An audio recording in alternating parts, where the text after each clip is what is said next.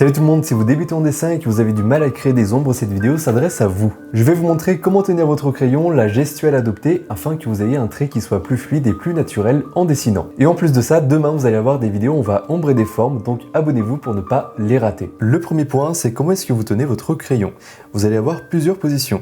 La première, vous la connaissez déjà, c'est la position de l'écriture. Donc c'est lorsque vous tenez votre crayon proche de sa mine, en l'ayant relativement à la verticale, regardez là le crayon est incliné vers le haut, et qu'on vient faire des traits donc qui sont similaires à ceci.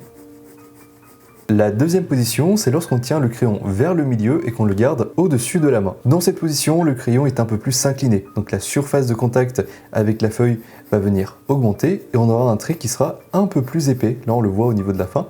Au début j'avais une mine qui était un peu pointue, mais là on commence à vraiment voir la différence entre là et là. Et enfin la dernière position, c'est de prendre votre crayon, de reculer encore plus vos doigts et de faire passer votre crayon en dessous de votre main.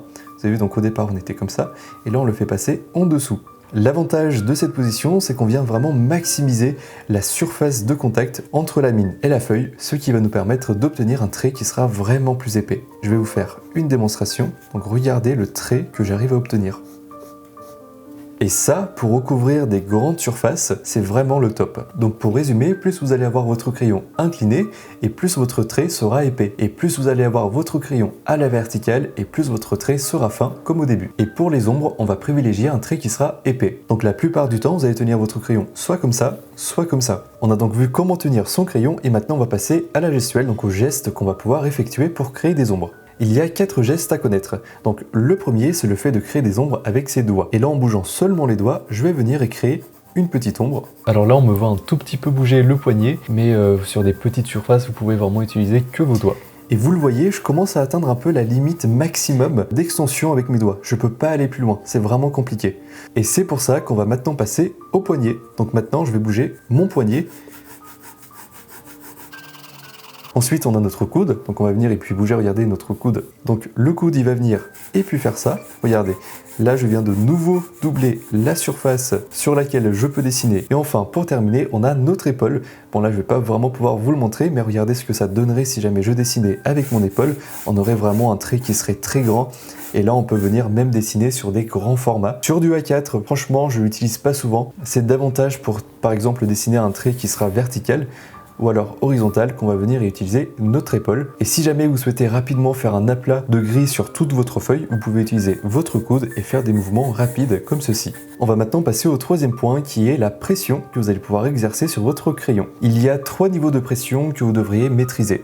Le premier, c'est le fait de prendre votre crayon et de venir le frotter sur votre feuille sans mettre de pression. Donc là, je prends mon crayon, regardez, je le pose sur ma feuille et je viens simplement le frotter. Je ne mets pas de pression, c'est pas nécessaire. Et regardez, j'arrive à obtenir un gris qui est vraiment très clair.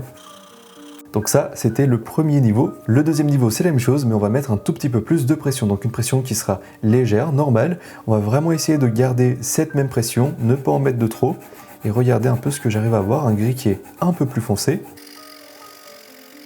Donc ça, c'était le deuxième niveau. Et enfin, pour le troisième niveau de pression, donc on va venir et appuyer un peu plus fort cette fois. On va également incliner un peu plus notre crayon à la verticale. Donc regardez ce que ça donnerait, donc là vraiment j'appuie plus fort et on peut avoir un gris qui est foncé. Et ça, c'était le troisième niveau de pression. Maintenant qu'on connaît ces 3 niveaux de pression, on doit également être capable de passer à l'un et à l'autre, notamment pour faire des dégradés. Donc on doit apprendre à faire des transitions entre ces niveaux de pression. On va donc commencer par le premier niveau et aller vers le troisième petit à petit. Donc là, j'appuie très peu, je viens juste frotter mon crayon à ma feuille. Là au niveau d'ici, je commence à appuyer un tout petit peu plus fort. Là, j'appuie encore un peu plus fort et là, je vais garder cette pression tout au long. Voilà, jusqu'à peu près ici. Là, je vais venir et repasser plusieurs fois sur mon trait pour être sûr de bien tout recouvrir. Et là, je vais redresser légèrement le crayon et je vais venir et appuyer de plus en plus. Et vous allez voir, à la fin, on va redresser encore plus le crayon. Et là, je le redresse encore un tout petit peu, juste sur la fin, pour venir et appuyer. Et voilà, vous venez de créer un beau dégradé. On va passer au prochain point. Pour ça, j'ai besoin d'une nouvelle page, donc on va tourner ça. J'ai remarqué chez beaucoup de débutants qui essayent de faire des ombres qu'ils ont tendance à être un petit peu rigides dans leurs mouvements.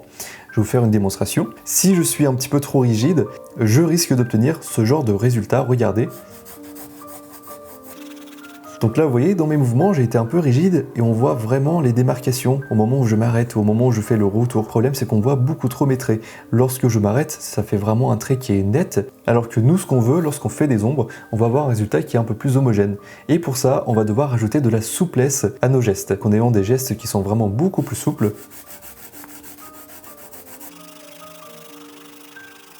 Là ici regardez, on voit un petit peu la différence, donc à gauche on a la main qui est un petit peu rigide et à droite on a la main qui fait des mouvements qui sont beaucoup plus souples. Et là regardez à quel point c'est beaucoup mieux. Je n'ai pas vraiment ces démarcations que j'avais au-dessus, donc ça va vraiment beaucoup mieux s'incruster sur mon dessin. J'aurai pas des sortes de contours, et puis en ayant des gestes qui sont souples, je peux également mieux gérer la pression, ce qui m'évite d'avoir des traits comme ça qui ressortent par-ci par-là. Donc j'ai un résultat qui est beaucoup plus joli, juste de cette manière-là. Il va donc y avoir besoin du HB, du 3B et du 8B afin d'obtenir ce résultat-là. Et si tout est bon, je vous propose de commencer à créer des ombres. Je pense que, regardez, on va commencer par le côté droit ici.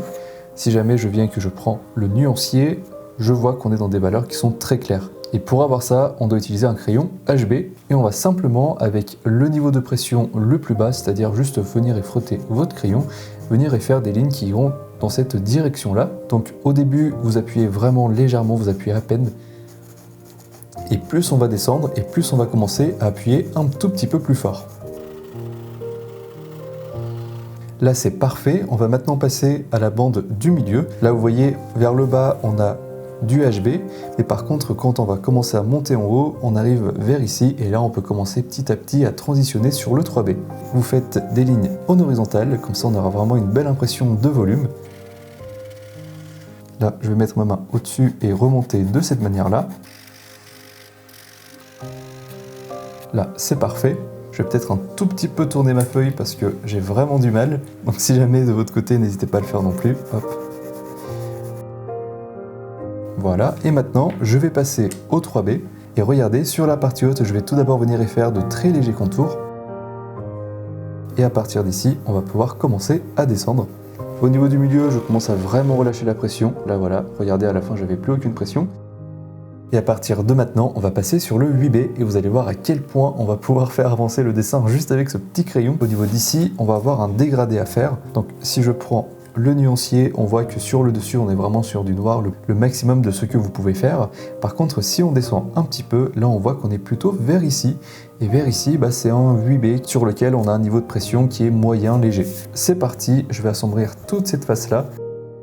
La direction des traits, le sens des traits n'a pas trop d'importance non plus, vous pouvez vraiment changer comme vous le souhaitez. Voilà, nickel. Je vais refaire une couche sur tout le long. Je vais appuyer un tout petit peu plus fort, notamment sur le haut. Là, je relâche un peu plus la pression, mais on va continuer comme ça jusqu'à tout en bas.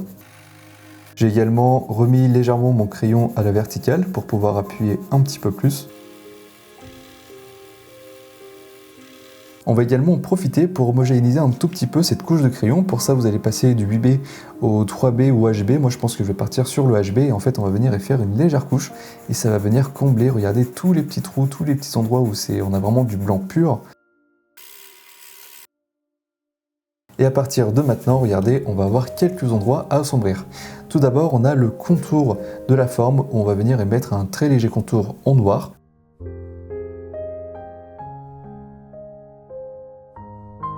Et maintenant, toujours avec le crayon 8B, vous allez le mettre ici, à plat. Vous essayez de trouver l'endroit de la mine où vous avez la plus grande surface. Et on va venir et créer, regardez, une ombre qui va partir de ce point-là et qui va se propager vers ici.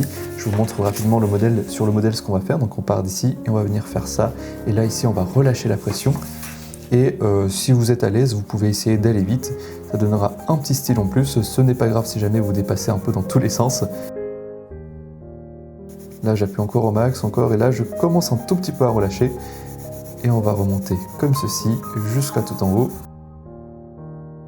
On va passer à l'ombre portée, on va faire ça, donc on part vraiment de la pointe ici. Là, on appuie autant qu'on veut, on appuie vraiment au maximum pour avoir, regardez, ce petit triangle. Au niveau des bordures, n'essayez pas d'avoir un truc qui est trop net. N'hésitez pas à mettre un tout petit peu de flou. Là, on va remonter jusqu'au bout de la table, sauf que on va appuyer un peu moins fort. Au niveau d'ici, je pense que je vais créer un léger contour. Finalement, ça rend un petit peu mieux avec que sans. Il nous reste un dernier dégradé à faire, regardez c'est au niveau d'ici, donc là ça va être très rapide. On pose la main comme ça en diagonale, on commence à faire un léger dégradé, donc là des tout petits mouvements de poignet, et on va agrandir ces mouvements de poignet tout en relâchant légèrement la pression, et on remonte comme ça petit à petit. Là je vais revenir et remettre un peu de pression, et on va remonter tranquillement, ce qui nous permet d'obtenir ce résultat qui est absolument magnifique. Et maintenant, on va retourner sur le crayon HB. C'est parti, je pense qu'on va commencer tout de suite par la surface de la table. Donc là, vous prenez votre crayon et vous le mettez le plus à plat possible. Je pense que la table sera un tout petit peu plus sombre que cette surface ici. Donc là, on va appuyer un peu plus fort. Et on va essayer d'avoir ce gris-là à peu près sur toute la surface. On n'hésite pas à repasser autant de fois que nécessaire jusqu'à obtenir un rendu qui est homogène. Donc là, ça va être exactement la même chose. Vous venez et vous faites un mouvement qui est assez dynamique. Voilà, si jamais on perd un peu la délimitation, vous pouvez essayer de venir y tracer une ligne. Et à partir de maintenant, on va venir et assombrir toute cette partie-là. Donc regardez, là je fais un trait qui va dans le sens de cette ligne-là. Là, je repars en horizontal. C'est nickel, je pense que je vais mettre une petite couche en plus au niveau d'ici. Je vais mettre encore une couche au niveau d'ici pour assombrir un peu l'ensemble. Parce que je trouve qu'à certains moments, à certains endroits, c'est un peu trop clair. Et je pense qu'on peut le dire, ce dessin est maintenant terminé. Cette vidéo touche maintenant à sa fin. Je vous rappelle que demain, je vais publier cette vidéo afin que vous puissiez mettre en pratique ce que vous venez d'apprendre aujourd'hui. N'oubliez pas de mettre un j'aime et un commentaire et je vous dis à demain. Salut tout le monde.